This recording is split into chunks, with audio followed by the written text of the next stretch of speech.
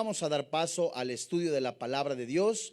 Estamos estudiando la carta a los Romanos, versículo a versículo, como algunos teólogos llaman, de manera exegética, palabra por palabra, creyendo firmemente que el Espíritu Santo habla en nuestro espíritu y que trae la idea primaria de esta revelación que fue dada al apóstol Pablo y esta iluminación que nos es dada, no solamente para transformar nuestro entendimiento, sino aún conocer su voluntad, que sabemos, de acuerdo a lo que dice el apóstol Pablo en la carta a los Romanos capítulo 12, es santa, agradable y perfecta.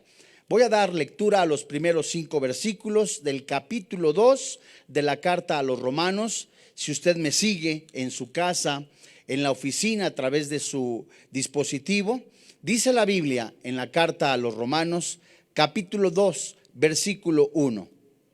Por lo cual, eres inexcusable, oh hombre, quien quiera que seas tú que juzgas, pues en lo que juzgas a otro, te condenas a ti mismo, porque tú que juzgas, haces lo mismo. Versículo 2. Mas sabemos que el juicio de Dios contra los que practican tales cosas es según verdad. Versículo 3. Y piensas esto, oh hombre, tú que juzgas a los que tal hacen y haces lo mismo, que tú escaparás del juicio de Dios. Versículo 4. O menosprecias las riquezas de su benignidad, paciencia y longanimidad, ignorando que su benignidad te guía al arrepentimiento. Versículo 5. Pero por tu dureza y por tu corazón no arrepentido, atesoras para ti mismo ira para el día de la ira y de la revelación del justo juicio de Dios. A la luz de la palabra de Dios, veremos hoy en nuestra lección número 14, justicia propia. ¿Saben ustedes? El pecado forma parte de la existencia humana desde la caída. A lo largo del tiempo, el hombre ha evidenciado su condición de pecador. Todo esto mediante la exhibición de muchas formas, múltiples formas de iniquidad, tal como el apóstol Pablo lo expresara antes en el capítulo 1 y específicamente desde el verso 16 al 31. De este modo, ningún hombre puede encontrar disculpa delante de Dios, porque la evidencia manifiesta su pecado y por tanto la justa condenación a causa del mismo. En el capítulo 1 se nos muestra la injusticia del hombre. En este capítulo 2 que hoy comenzamos a estudiar, el Espíritu Santo, en la pluma del apóstol Pablo, nos enseña la justicia propia. ¿Qué es la justicia propia? Usted se puede preguntar. La justicia propia es aquella en donde el ser humano, por sus propios intentos, méritos, pensamientos, filosofías, quiere encontrar el perdón de Dios. Pero esta justicia propia, que es del hombre, es donde Pablo pasa a considerar la situación de los religiosos, los judíos, al igual que los gentiles como hombres, son tan pecadores. Ellos se consideraban a sí mismos como exculpados de toda responsabilidad en relación con el pecado, porque tenían la ley, esa ley de Dios, y creían cumplirla todo. Como alguna persona podrá decir, cumplo los mandamientos, voy a misa, voy a esta religión, voy a esto, cumplo con todos los mandamientos. Y a través de eso, ellos se consideraban libres del juicio de Dios. ¿Saben ustedes que esta serie de textos, el apóstol Pablo va a demostrar la responsabilidad de ellos ante la mirada imparcial de un juez santo, supremo, que juzga a los hombres, no por lo que aparentan, sino por lo que realmente son? Dios no le va a juzgar a usted, oyente, a usted que nos está viendo a través de este medio. No le va a juzgar a través de la apariencia externa. No le va a juzgar por estar haciendo o yendo a alguna religión o aprenderse los 1189 capítulos de la Biblia. No, lo va a juzgar por lo que hay en su corazón. Mucha gente profesa conocer a Dios, pero con sus hechos lo niegan. La fe sin obras es muerta. Así lo mencionó Santiago en el capítulo 1, versículo 18 al 27. Santiago capítulo 2, del verso 14 al 16. Todas las personas creen, al hacer una justicia propia, al tener una religión, que son personas religiosas, que nunca van a estar frente de un Dios vivo. Y los judíos se encontraban dentro de esa categoría porque Dios les había concedido favores muy especiales. Esto mismo creen muchas personas religiosas, aún pseudocristianos. Sin embargo, el juicio de Dios se basará en el principio de la justicia y será para todos los hombres, judíos o gentiles. Vayamos pues a la exposición de la palabra de Dios y veamos lo que el apóstol Pablo escribió, y el Espíritu Santo habla y el Espíritu Santo nos enseña a la luz de esta preciosa carta. Romanos capítulo 2, versículo 1, sígame usted por favor, si es tan amable. Dice la Escritura, dice la Biblia: por lo cual eres inexcusable, oh hombre, quien quiera que seas tú que juzgas, pues en lo que juzgas a otro, te condenas a ti mismo, porque tú que juzgas, haces lo mismo. Decíamos al principio de esta transmisión que íbamos a estudiar estos pasajes escriturales de una manera exegética, palabra por palabra, para encontrar más iluminación y lo que el Señor nos está diciendo a través de estos pasajes. La frase por lo cual se refiere totalmente insistiendo a los pecados que se describen en la carta a los Romanos en el capítulo 1 y específicamente desde el verso 18 hasta el 32. Habla de inmoralidad, habla de pecado, de perversión sexual, y por lo tanto el apóstol Pablo está diciendo: por consiguiente, en la lista o en la nómina que te acabo de mencionar de los pecados antes mencionados, tú, judío, religioso, eres inexcusable. Esta palabra inexcusable, por supuesto, viene del griego anapologetos. Eso significa completamente sin defensa, sin algún argumento para defenderse. Es decir, les está hablando a personas con una apariencia externa, con algo que creían que estaban cumpliendo delante de Dios, las ordenanzas, los rituales, y ellos consideraban que no eran culpables. Esta palabra inexcusable, lo vuelvo a reiterar, es sin defensa, sin argumento para defenderse. La siguiente palabra que nosotros encontramos acá en este pasaje es la palabra juzga, que viene del griego crino, que es criticar, pronunciar juicio, dictar sentencia, pero es una sentencia condenatoria, y hacer una distinción de personas. Hasta aquí el apóstol Pablo está diciendo: de acuerdo a los pecados que yo te acabo de mencionar, pero que tú también estás participando, no tienes excusa para defenderte. Tú mismo estás sentenciando, estás juzgando y te condenas a ti mismo. Dice el versículo 1, la siguiente palabra: condenar. Esta palabra es catacrino, dictar sentencia contra uno mismo. El que juzga con su propio juicio se condena a sí mismo. Y la última frase que se encuentra en este versículo que encontramos nosotros es: oh hombre, quien quiera que seas tú que juzgas. Al comparar esta frase con Romanos capítulo 1, versículo 17 al 31, se ve que el apóstol se dirige sí a los judíos, pero de una manera personal, de una persona directa. Y los judíos miraban con sumo desprecio a los gentiles. ¿Quiénes eran los gentiles? Los gentiles eran aquellas personas que no eran judíos de nacionalidad. Los judíos los miraban con desprecio y hasta creían incapaces que estas personas podían tener la salvación, mientras que ellos mismos eran inmorales, paganos, aún siendo idólatras.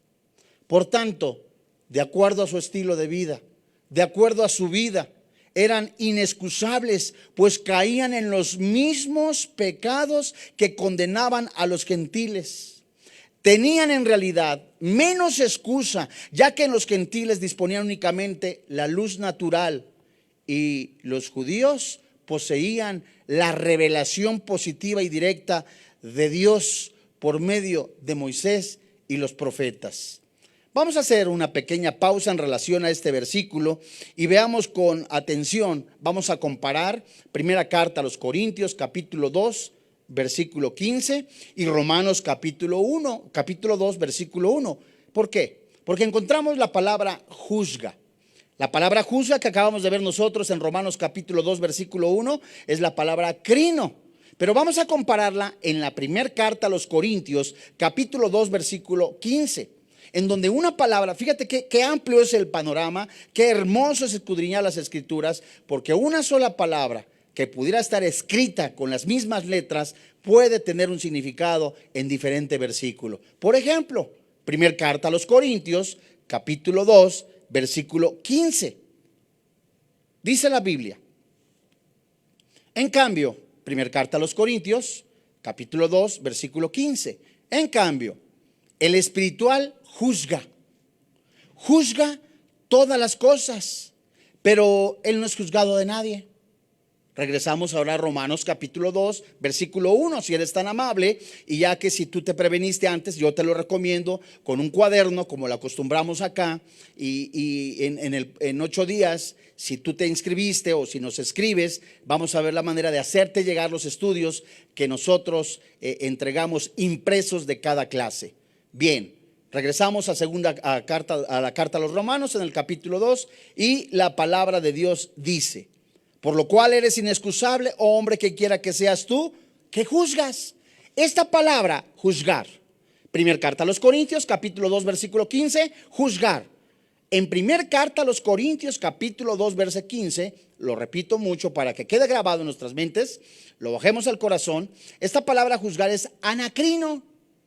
En la primera carta a los Corintios es examinar, evaluar, investigar.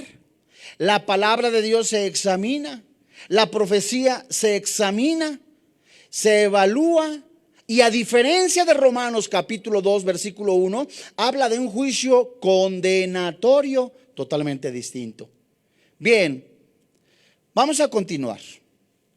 Esta misma palabra, me refiero a la de juzgar, la de criticar, misma palabra aparece en Juan capítulo 7, versículo 24. En Romanos capítulo 14, versículo 10. En Santiago capítulo 4, versículo 11.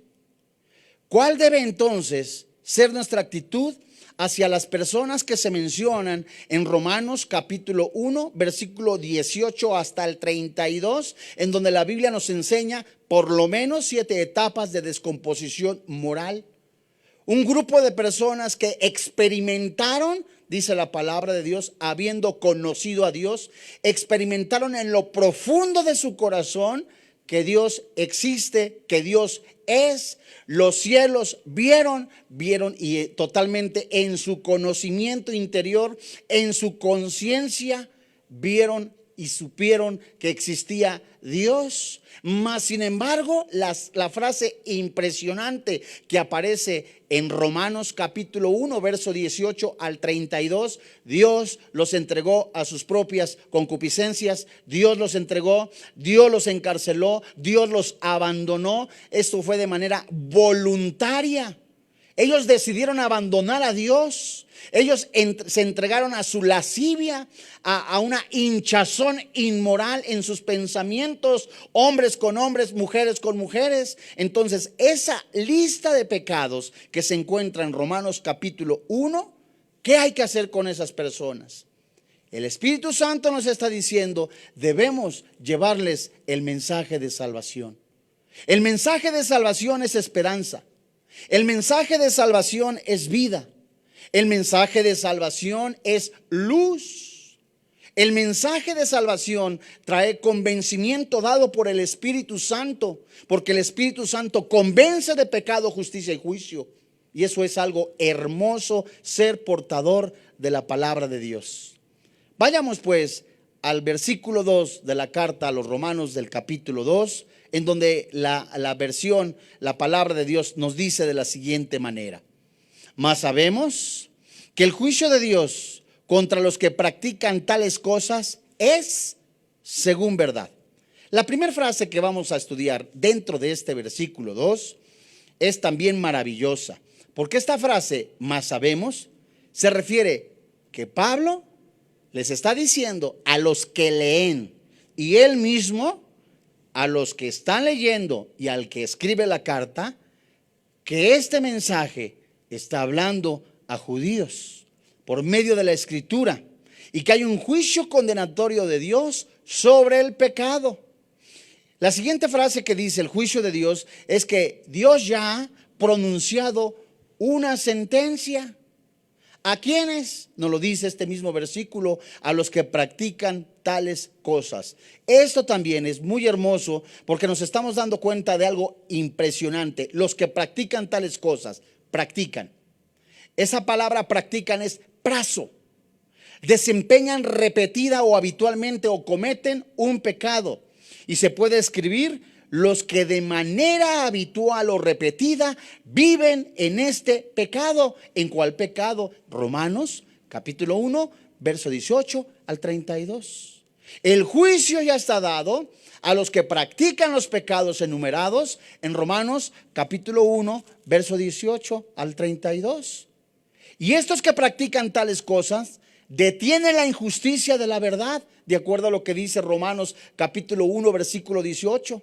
Deshonran a Dios, Romanos capítulo 1, versículo 21.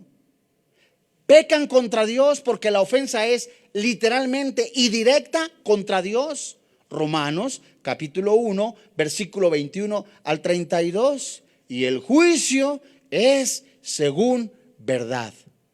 Esta palabra, esta frase, según verdad, es de acuerdo a la realidad. Dios no juzga por apariencias, sino por la realidad íntima de los corazones. Dios conoce tu corazón, Dios conoce mi corazón, Dios conoce tus intenciones, Dios conoce mis intenciones. Y el juicio es absolutamente verdadero y la sentencia es justa. Esta frase, según la verdad, es una forma de hablar propia en la lengua hebraica. Pues entre los hebreos la palabra verdad significa a menudo, escucha, integridad, rectitud del corazón.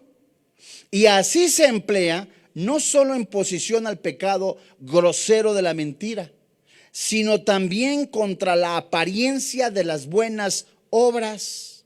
Es decir, literalmente, la hipocresía. Si se habla de apariencia, habla de hipocresía. Pues deben despertar cuando se les dice que Dios no solo juzgará solamente el disfraz, la apariencia externa de justicia, sino también los sentimientos ocultos y secretos del corazón.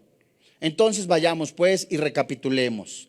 Romanos capítulo 2, versículo 1, el apóstol Pablo está diciendo: por lo cual, tú no tienes excusa, tú hombre, quien quiera que seas, estás criticando, estás pronunciando juicio, estás dictando sentencia condenatoria al hacer distinción de personas y no te das cuenta que te condenas a ti mismo.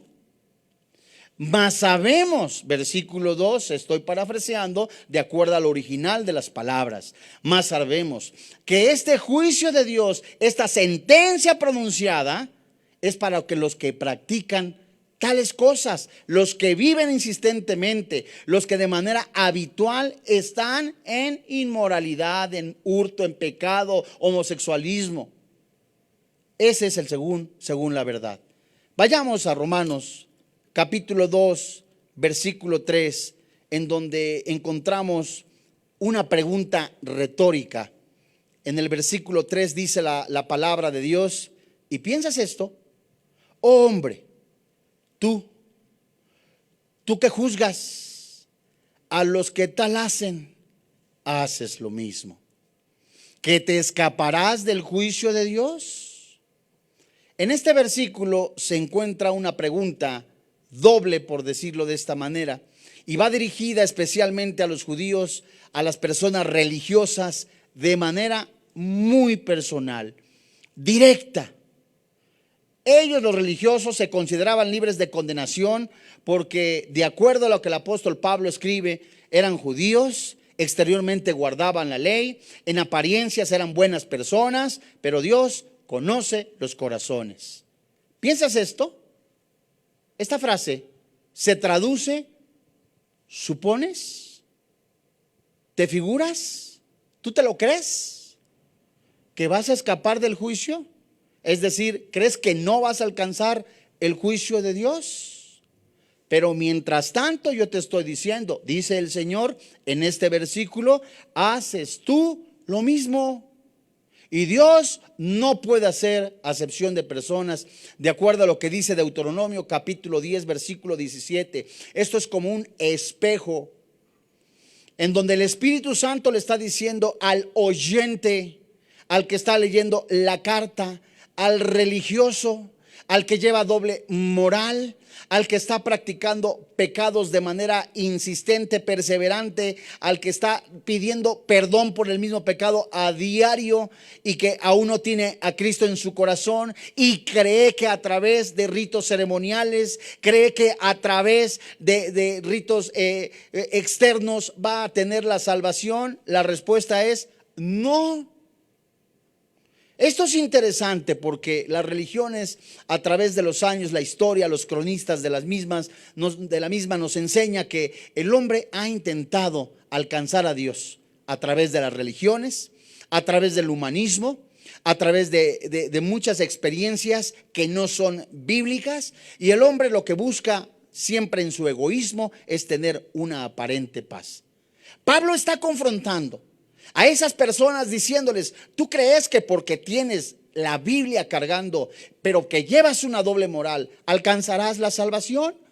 No. ¿Tú crees que porque de alguna manera estás muchos días insistiendo que te vean en la iglesia, pero eres una persona inmoral, vas a alcanzar la salvación? No. ¿Tú crees que porque estás de acuerdo con algunas personas, tu compadre es el capellán, tu compadre es el clérigo, tu compadre es el pastor de alguna congregación, vas a tener la salvación? No. A continuación vamos donde el Señor confronta literalmente y de una manera tan hermosa está diciéndole al oyente, al lector de la carta a los romanos, que analice tres cosas. Versículo 4 del capítulo 2 de la carta a los romanos, si son tan amables.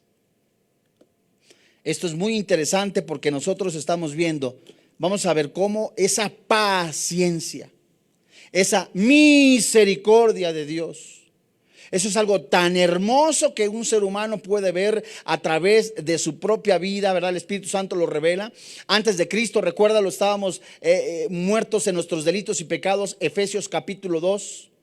Estábamos gobernados por el Dios de este siglo. Estábamos muertos espiritualmente hablando. Y recapitulando con lo que dice Juan capítulo 11, algo tan hermoso y tan precioso, que Jesús le habló a un muerto: Lázaro, Lázaro, sal. Esto es impresionante y hermoso porque a la luz de la palabra de Dios, Jesús, el verbo que se hizo carne, el logos, esa luz verdadera, ese verbo, ese siervo sufriente, viene al mundo, Juan capítulo 3, y esa luz verdadera, ese hombre santo, ese Mesías prometido, habla, y lo que hablaba era vida. Yo soy la luz del mundo, dice Jesús. Yo soy el camino y la verdad y la vida. Yo soy el buen pastor. Hablaba Jesús y hablaba vida. Colosenses capítulo 1 versículo 15. Usted lo puede corroborar con su Biblia, en donde la Biblia nos enseña de una manera hermosa, ¿verdad? Como el mismo Dios, cuando que creó el cielo, la tierra y todas las cosas, es el mismo que sostiene esas estrellas, esas lumbreras, el sol y la luna. Es el mismo que quiere entrar en su corazón. Es el mismo que quiere lavar sus pecados. Es el mismo que quiere darle libertad, porque Él vino a darle libertad a todos los oprimidos, a los esclavos del pecado. Ese Jesús verdadero, ese Dios precioso, tiene misericordia, tiene paciencia. Dice la Biblia Romanos capítulo 2, versículo 4. Oh, menosprecia las riquezas de su benignidad, paciencia y longanimidad, ignorando que su benignidad te guía al arrepentimiento. Una nueva pregunta retórica. Y aquí el corazón humano, insensible, duro, calloso, desprecia a Dios. Fíjense ustedes, ¿cómo podemos nosotros parafrasear sin pervertir la palabra de Dios este pasaje? Ustedes, religiosos, desprecian los buenos tratos de Dios y las ventajas superiores que han tenido, ignorando el hecho de que estos fueron destinados para guiarlos al arrepentimiento. Vemos pues, por decirlo de esta manera, una sábana, una lista en donde describe los pecados por los cuales Dios está indignado, molesto. El pecado ofende completamente a Dios. Un asesinato, en primera instancia, ofende a Dios. El adulterio ofende a Dios. La idolatría ofende a Dios. Cambiando la gloria de Dios, hombres impetuosos significa hombres que no son hombres que no están adorando a Dios, cambian la gloria de Dios, cambian sus cuerpos, deshonran a Dios, se vuelven vergonzosos con sus pensamientos y sus actos. Dios está airado, está enojado, y la pregunta es, ¿por qué no les pasa nada? Tres cosas guían al arrepentimiento. Vamos a enumerarlas en este versículo 4 que el Espíritu Santo nos está dando. Es la benignidad, la paciencia y la longanimidad.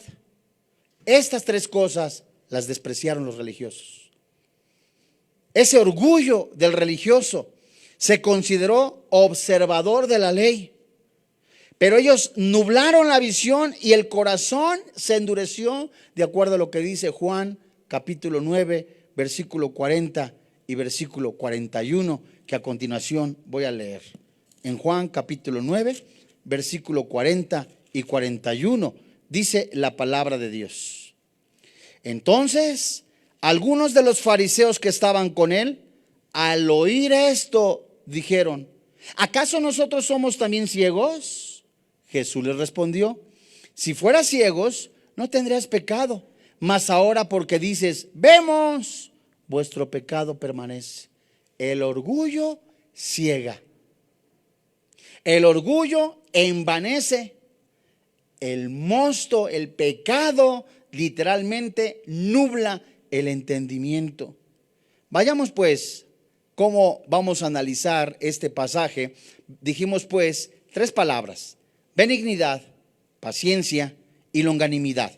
La primera que nosotros vamos a ver es la palabra menosprecias, que se encuentra al inicio de este versículo. Esta palabra es catafroneo.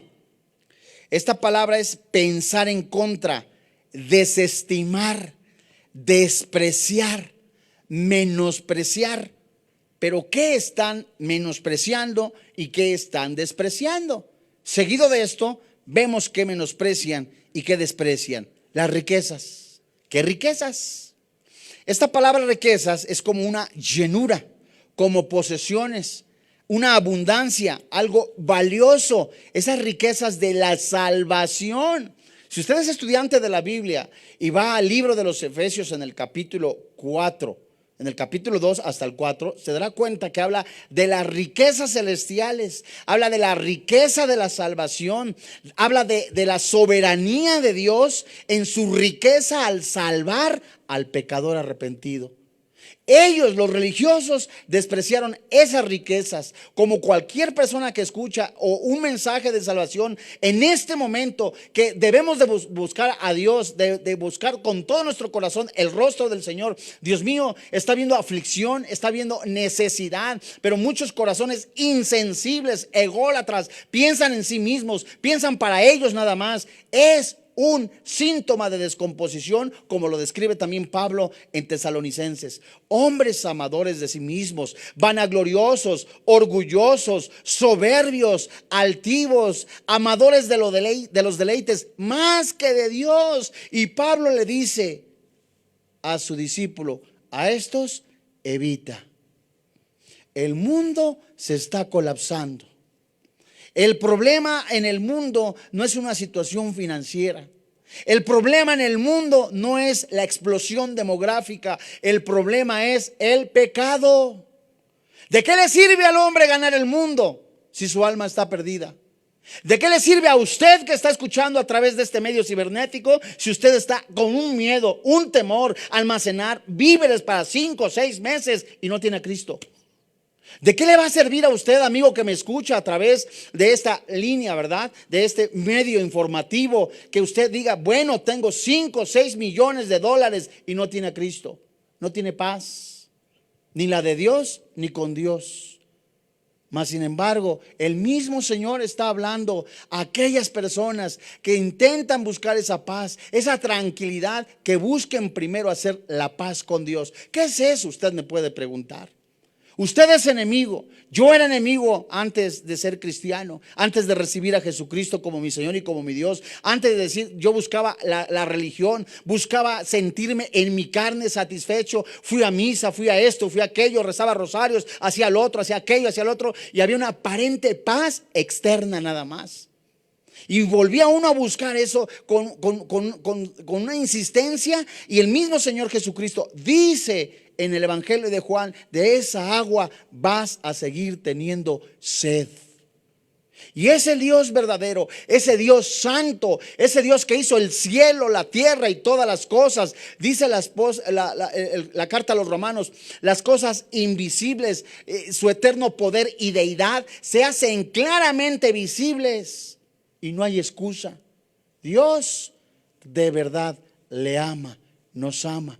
Porque de tal manera amó Dios al mundo, que ha dado su único Hijo, para que todo aquel que en Él cree no se pierda, mas tenga vida eterna.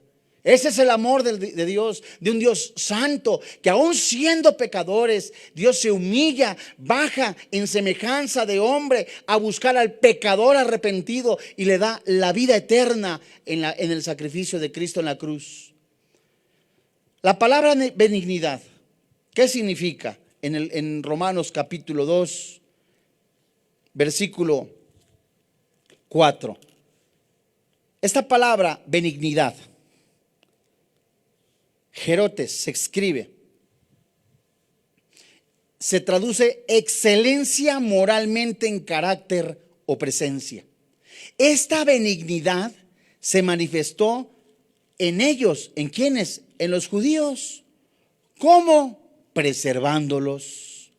El pueblo judío recibió continuamente favores divinos.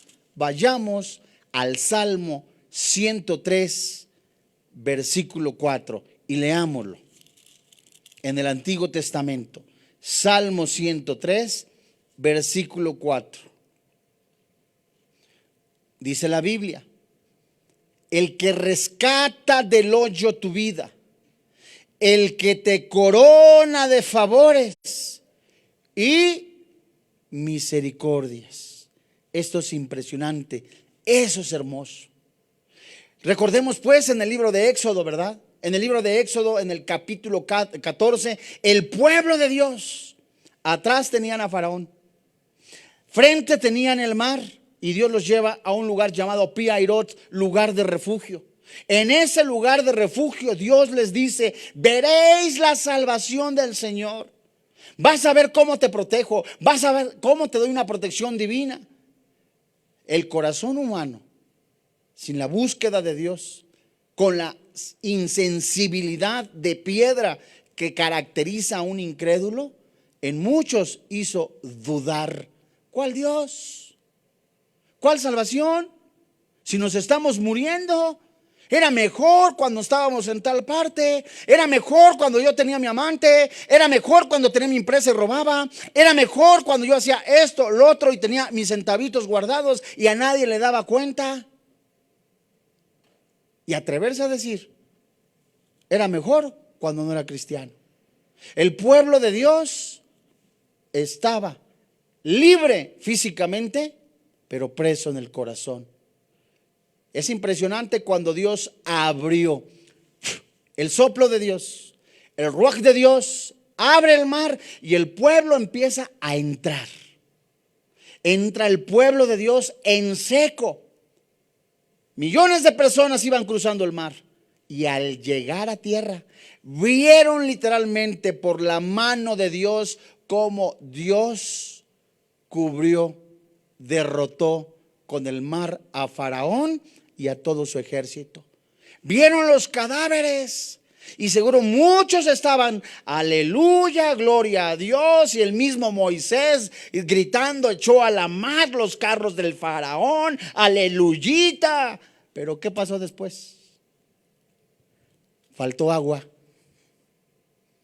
Al faltar el agua, un líquido preciado, un líquido de primera necesidad también, se enojaron. Pero Dios nunca se le van las cosas. Dios no sabía que iba a pasar esto, lo sabía. Dios sabía que iban a suceder muchas cosas, pero ellos necesitaban verse a sí mismos como un espejo, ver realmente en quién estoy creyendo. Y la situación que se está viviendo a nivel mundial, ¿verdad?, hace ver nuestros corazones, hace ver nuestras vidas en quién estamos confiando. Y esta palabra benignidad, ¿verdad?, esa palabra benignidad nos hace ver que aún estamos vivos. Tenemos ojos, pies, muchos de nosotros tenemos alimento, muchos de nosotros estamos vivos, tenemos lo principal, a Cristo en nuestro corazón. Eso más que una bendición. Fíjese usted. Pablo entonces pues les está diciendo, estás despreciando lo bueno que ha sido Dios. Durante siglos has visto la mano de Dios. Durante años has visto la mano de Dios. Durante mucho tiempo has visto la mano, la provisión de Dios en tu vida. Pero ¿sabes qué? También estás despreciando y has despreciado la paciencia de Dios. ¿Qué es paciencia? Esta palabra paciencia se traduce literalmente dominarse uno mismo, tener tolerancia, paciencia. Pero esta paciencia no es del hombre, sino es de Dios. Y es la única que aparece en el Nuevo Testamento derivada de la palabra retener. Y en este sentido, la paciencia de Dios consistió en retener su ira momentáneamente sobre el pecador. Es decir, que a muchos no les ha pasado nada porque creen que gracias a su buen comportamiento, entre comillas, no les ha acontecido algo. Pero Dios en su paciencia está esperando que vuelvas tus ojos, está esperando que tú seas movido. Dios mío, en este momento, en lugar de buscar la santa muerte, en lugar de buscar la brujería, en lugar de buscar la santería, en lugar de buscar hechizos para que me vaya bien, Dios mío, te necesito. Vayamos a la segunda carta de Pedro como un ejemplo. En el capítulo 3, versículo 9, donde el apóstol Pablo escribe a una iglesia que estaba dispersa, que estaba padeciendo. Y dice la segunda carta de Pedro, capítulo 3, en el versículo 9: el Señor no retarda, el Señor no retarda su promesa, según algunos la tienen por tardanza, sino que es paciente para con nosotros, no queriendo que ninguno perezca, sino que todos procedan al arrepentimiento. Fíjate, este pasaje nos puede llevar a algo que narra el libro de Isaías. El libro de Isaías está narrando un acontecimiento donde el profeta va, le dice al pueblo: ¿sabes? Tu comportamiento no es grato ante los ojos de Dios. Tu comportamiento sigue siendo hostil, grosero, inmoral. Te estás amargando, tienes un corazón duro. Yo te invito, estoy parafraseando, a que vengas al Señor, que de verdad le busques con todo tu corazón. Si no, viene un juicio contra ti. Y la respuesta que tuvo el profeta de parte del pueblo fue: si eso es cierto, entonces que venga el juicio. Si eso es cierto, que Dios se aparezca. Y muchas personas han resistido, despreciado la paciencia de Dios. Y esto es lo que nos está enseñando el Señor en esta tarde, en esta noche, ¿verdad? Siendo ya las 8 de la noche con 6 minutos, tiempo hermoso de Dios, ¿verdad? En donde el Espíritu Santo nos está enseñando que la paciencia de Dios, Dios detiene en ese amor su ira para los no conversos, juicio para los conversos, a fin de que, Dios mío, ¿cuánta paciencia me has tenido? Dios mío, sigues en las borracheras, sigues en el adulterio, sigues en la fornicación, sigues siendo egoísta y no has visto la mano de Dios. La siguiente palabra y el siguiente estado de Dios que ellos despreciaron fue la longanimidad. Esta palabra es macrotumía. También la encontramos en la primera carta a los Corintios, en el capítulo 13, dentro de los rasgos del amor. Esta palabra es soporte, de largo aguante, paciencia, lento para castigar, lento para la ira. Y la indulgencia y paciencia de Dios, por medio de las cuales les extiende misericordia y bondad a estos hombres, para reconciliarlos eternamente con Él. Dios está esperando que tú voltees tus ojos espirituales buscando el favor de Dios. Dios mío, en estos momentos, mira, estoy vivo, en estos momentos que está habiendo tanto colapso en el mundo. Dios mío, Señor, estoy revisando mi vida, me estás dando oportunidad de revisar mi vida. Señor, estoy vivo. ¿Y por qué estoy vivo? Por tu paciencia, porque eres grande en misericordia, poderoso en amor, grande en amor, eres fuerte, grande, celoso, poderoso. Y estás hablando a mi vida diciéndome: Señor, me estás diciendo en mi corazón, te amo, con amor eterno te he amado, dice el Señor. En la primera carta de Pedro, capítulo 3, versículo 20. Esto también es hermosísimo. Toda la Biblia es hermosa, pero en relación a esta palabra longanimidad, fíjate.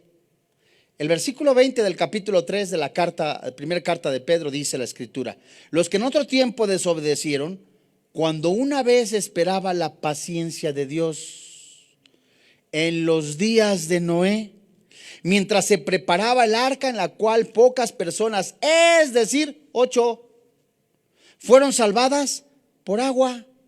Es increíble, fíjate. Si tú vas Mateo 24, 25, carta a los tesalonicenses, te vas al libro de Judas, la carta de Pedro, como en los días de Noé.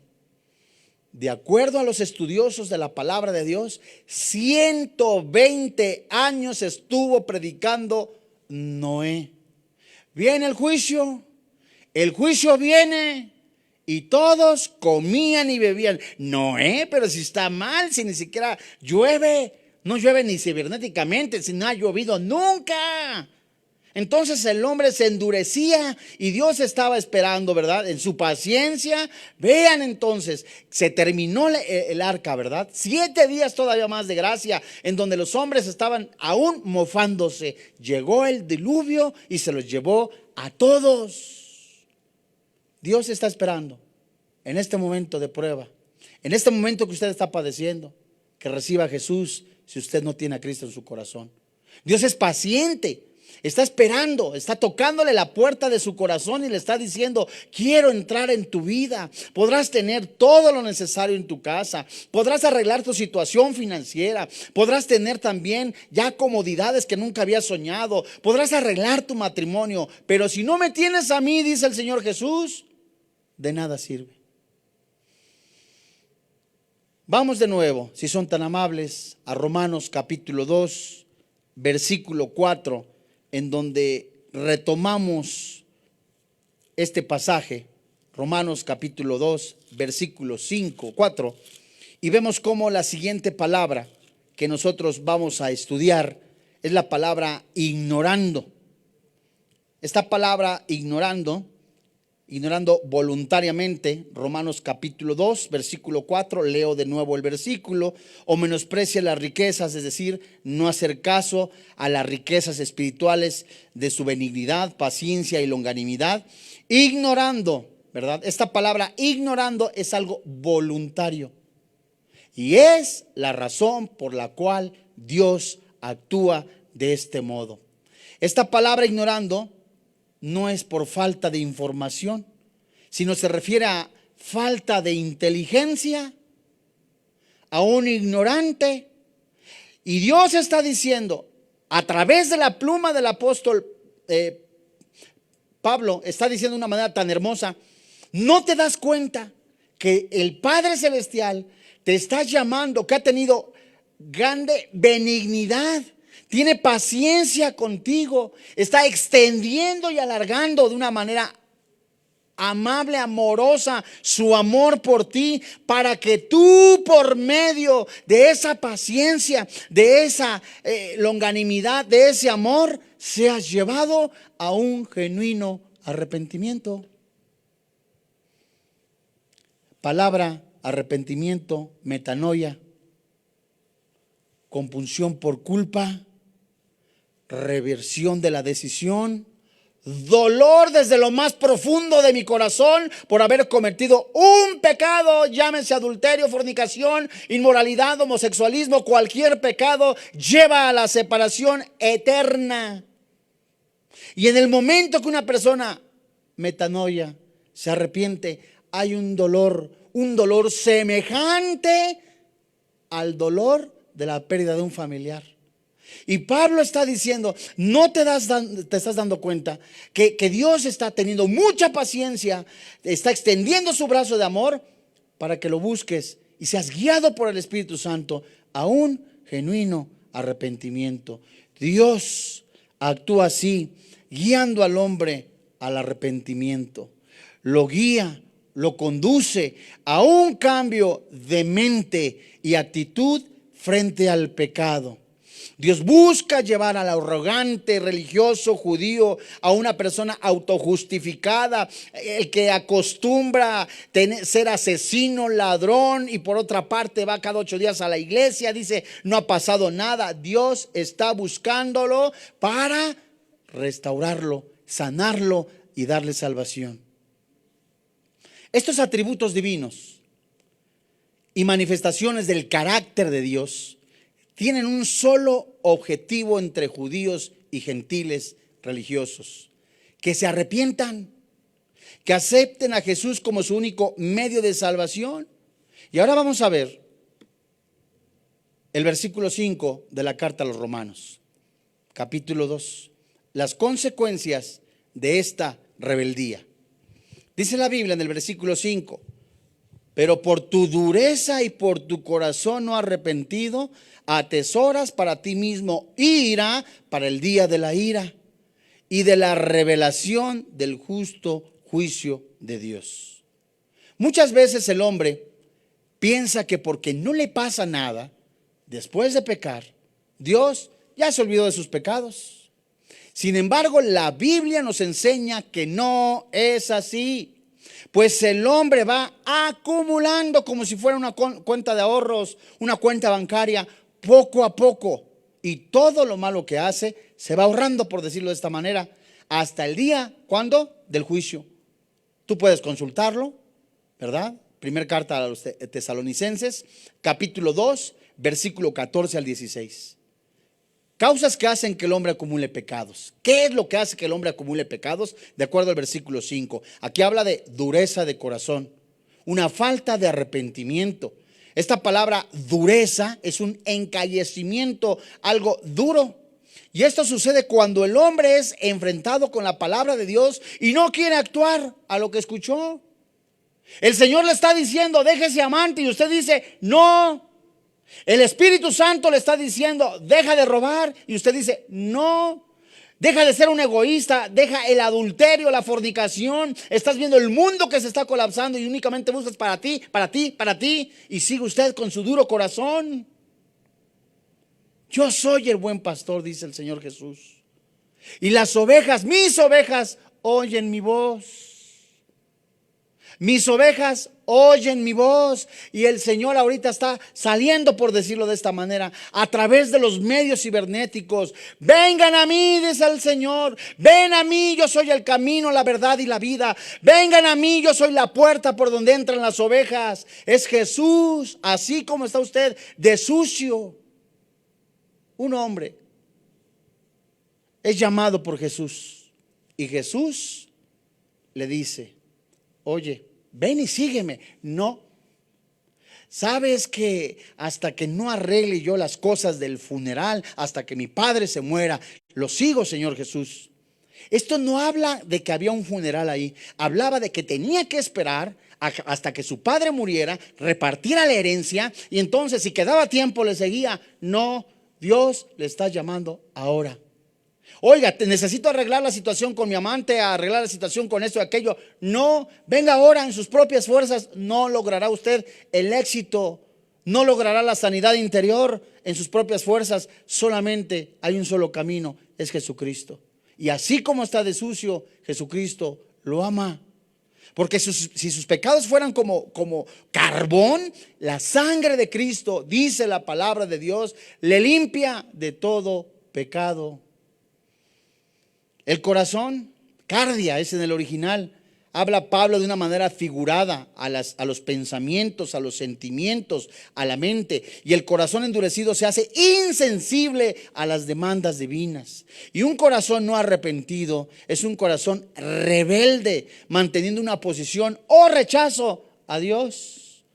Y ese corazón duro está atesorando, es decir, reservando, guardando, amasando como si fueran tesoros, almacenando celosamente los pecados para el día de la ira de Dios. Este aborrecimiento de parte de Dios. La ira de Dios se manifiesta, será revelada, será derramada sobre el mundo en el día de la ira, durante la gran tribulación, de acuerdo a lo que dice la primera carta a los Tesalonicenses, capítulo 1, versículo 10, Apocalipsis capítulo 3, versículo 10, Apocalipsis capítulo 6, verso 16 y 17, Apocalipsis capítulo 20, verso 11 y 12. Y el juicio de Dios ya está establecido, Hebreos 9, 27. Y el justo juicio da a entender un juicio absolutamente imparcial y verdadero. Cristo advierte a los hombres se portaran indiferentes antes de que cayera el juicio de Dios.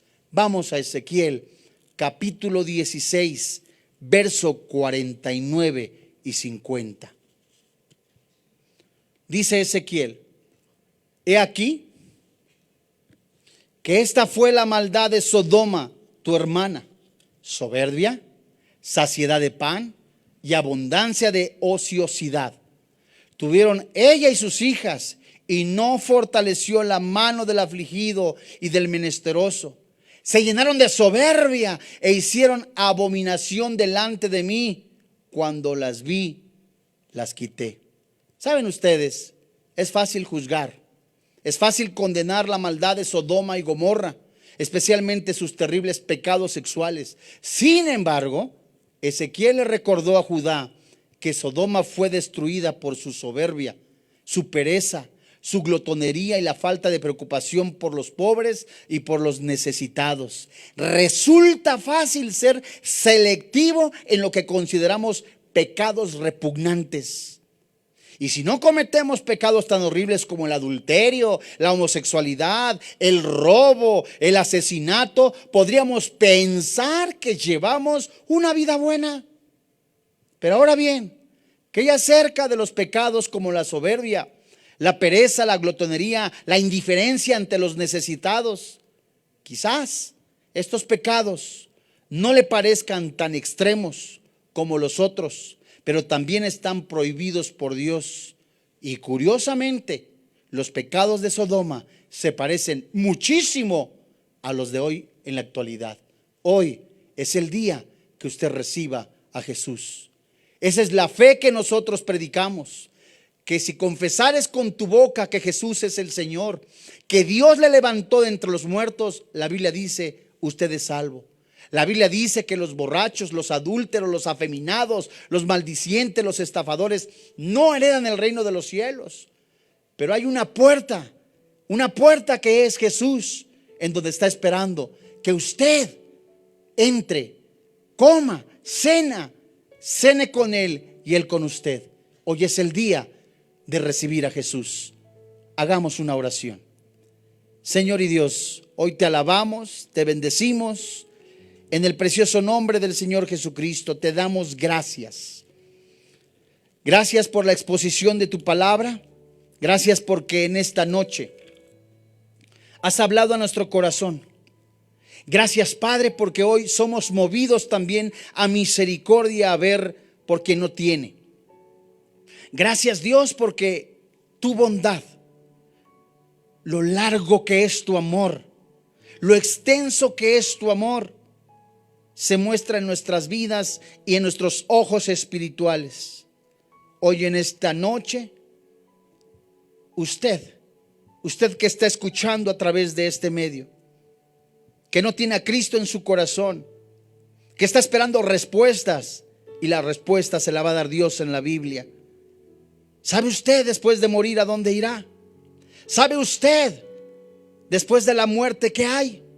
¿Sabe usted cuando esté muerto, inerte, sin vida, a dónde irá? La Biblia habla de dos lugares: el cielo o el infierno. No hay más.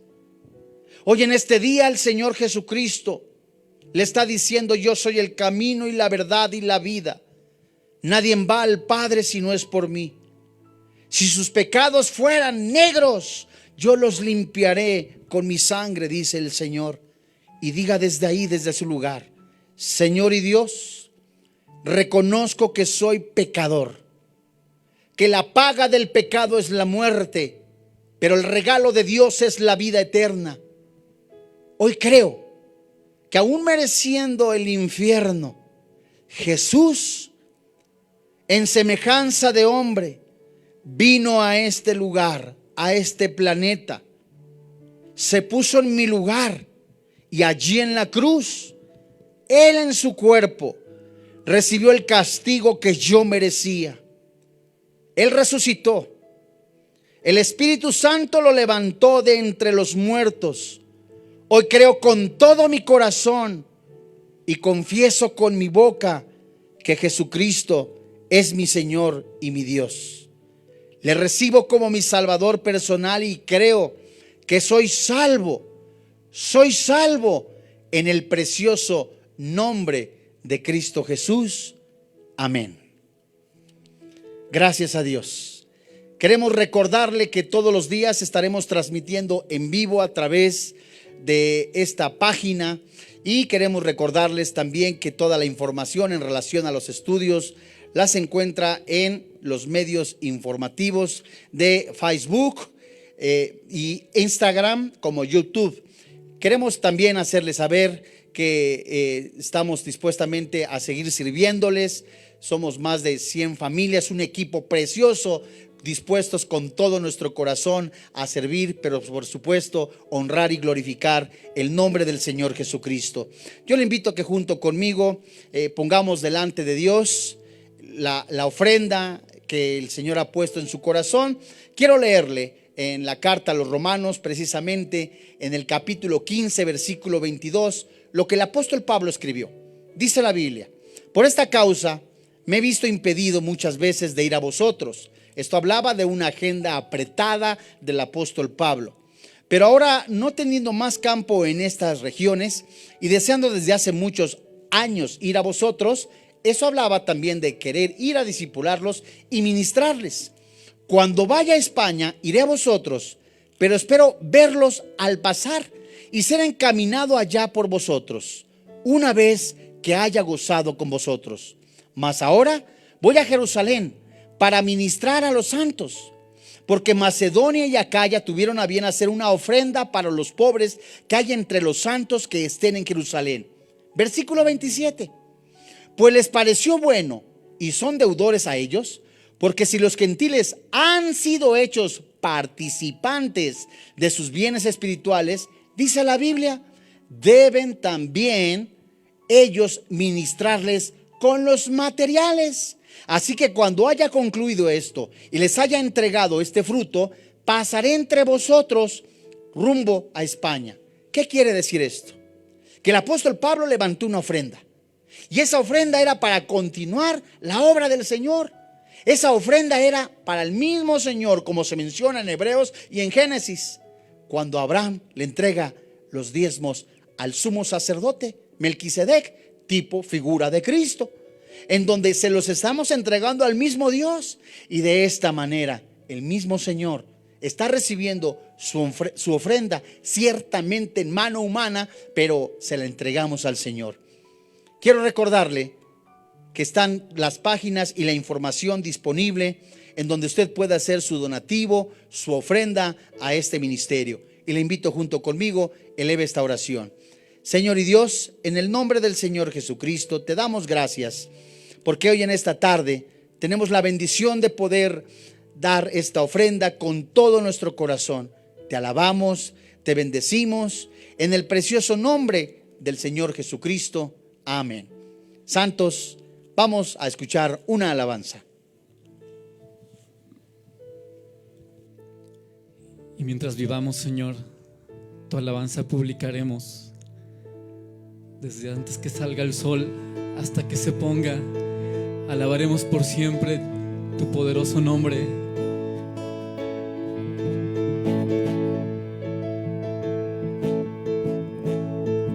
Cuán hermoso eres, Jesús, son tus palabras,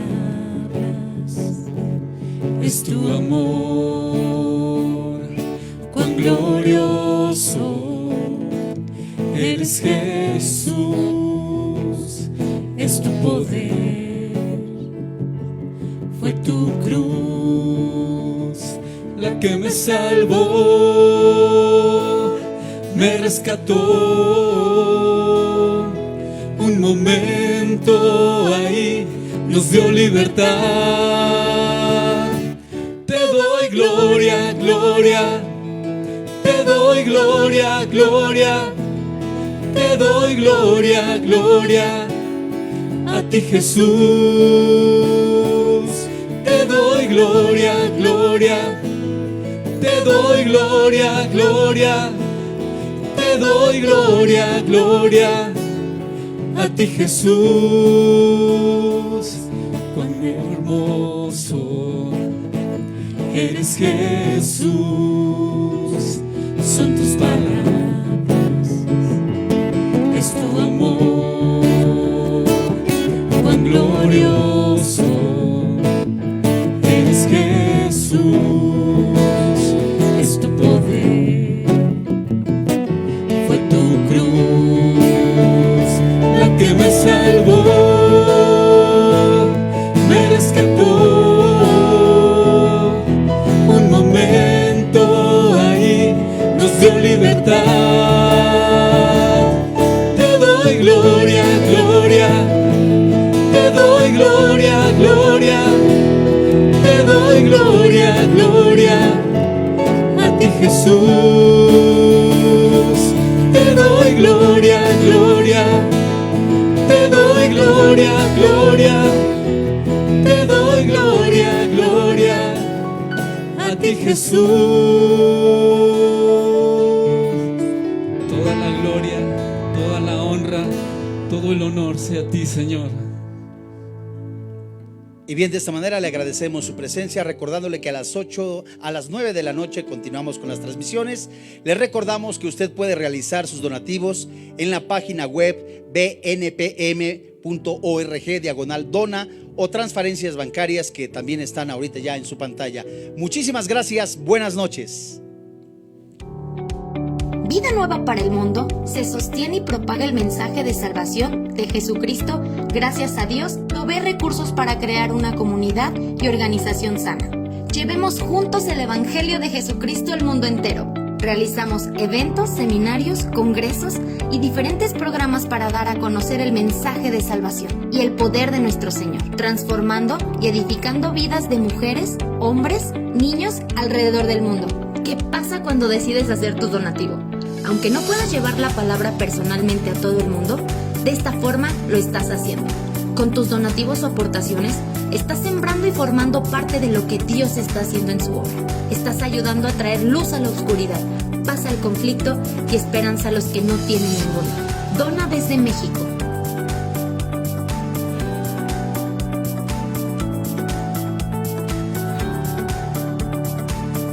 Dona desde Estados Unidos.